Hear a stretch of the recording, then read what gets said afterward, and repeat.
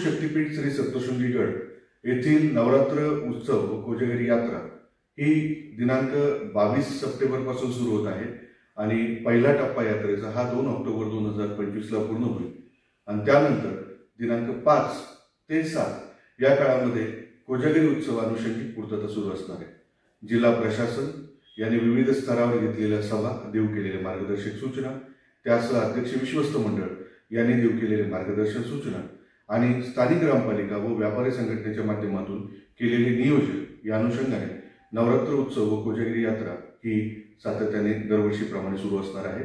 दरम्यानच्या काळात येणाऱ्या भाविकांसाठी निशुल्क महाप्रसाद सुविधा, राहण्यासाठी भक्तनिवास सुविधा यासह टेंट टाकून भाविकांना जी अतिरिक्त प्रकारामध्ये भक्तनिवासची गरज पडणार आहे त्यानुषंगिक पूर्तता केली जाणार आहे।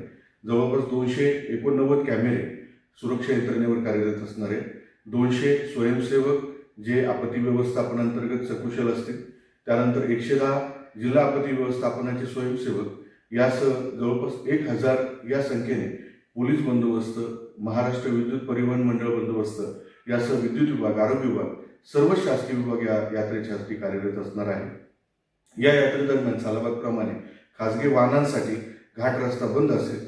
दरम्यान जे काही महत्त्वाचे वाहनं असतील किंवा जे राजशिष्टाचार किंवा या व्यतिरिक्त अत्यावश्यक सेवांमध्ये असतील त्यांना जिल्हा प्रशासनाअंतर्गत तालुका दंडाधिकारी कार्यालयाकडून वाहन पासेस आवश्यकतेप्रमाणे व नियमांकित कार्यपद्धतीप्रमाणे उपलब्ध असतील।